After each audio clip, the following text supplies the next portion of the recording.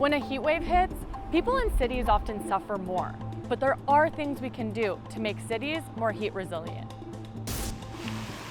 The Italians are calling it the Week of Hell. Too hot even to visit one of the world's greatest historic sites, the Parthenon. From St. Louis to South Florida. There's nothing you can really do. There's nothing you can do. It's hot. Sarah, as a researcher who specializes in climate resilience, why are cities so hot? Cities are hot because we've actually changed the land surfaces. And so when we build cities, we put roads down, we put houses down, we remove the existing vegetation. So within a city as well, there's all kinds of differences between different neighborhoods. This neighborhood, for example, has a lot of really big, wonderful trees that can decrease the temperature in our area. Without features like trees, communities burn. We took a thermometer to this area, no trees around. And so it's showing quite hot, almost 30 degrees already. So it's going to be a lot hotter here on the asphalt. And part of the reason is actually that the asphalt really absorbs the sunlight and holds it inside of it. Just around the corner where there are trees, it's much cooler. Okay, so tell me what we're seeing on the thermometer. All right, so right now it's actually showing about 21 degrees and 50% humidity, which is a pretty big difference. Almost 10 degrees. Yeah, almost a full 10 degrees. Yeah, why is that? So right now we're in the shade, the thermometer's in the grass, we're underneath all of these big, beautiful trees. And because of that, there's just a lot less heat. The grass doesn't radiate heat the same way asphalt does, so it doesn't absorb or radiate it. You can feel it. It's quite cool. No kidding. One thing I'm wondering about too is obviously in cities we have just denser communities.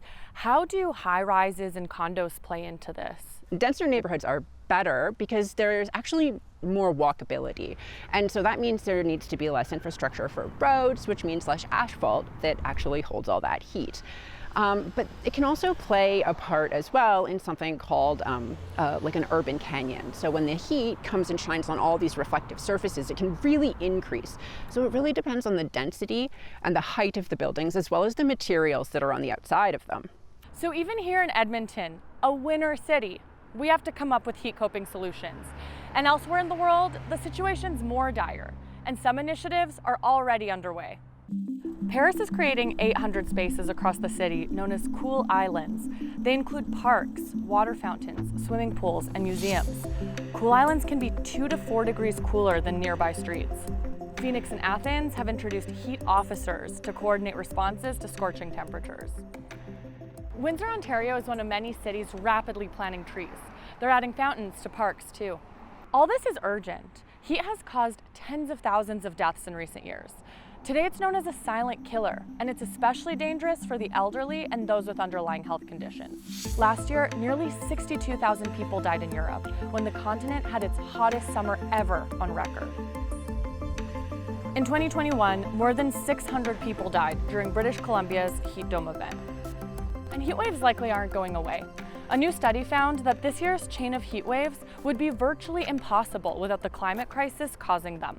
So experts say it's time for solutions, especially those that help the most vulnerable. Environmental justice is about the unequal distribution of risk, right? Now, people think, oh, everyone lives under the sun, so everyone should be equally impacted by heat, right? There should be no unequal distribution. It's almost a democratic effect, people think, but that's not true because the social conditions make some more vulnerable to the effects of heat than others. And while cities figure out how to adapt, regular people are getting creative. How to make an air conditioner. Fan, bowl of ice crushed or cubed, turn on fan, air conditioner. Nice dude with some nice dreams. See these ice cubes, see these ice creams. Some use umbrellas to create their own shade, while in China this year, beachgoers wore face skinis to protect their skin. Whatever can be done to cool us off, it needs to happen fast, and it needs to help everyone.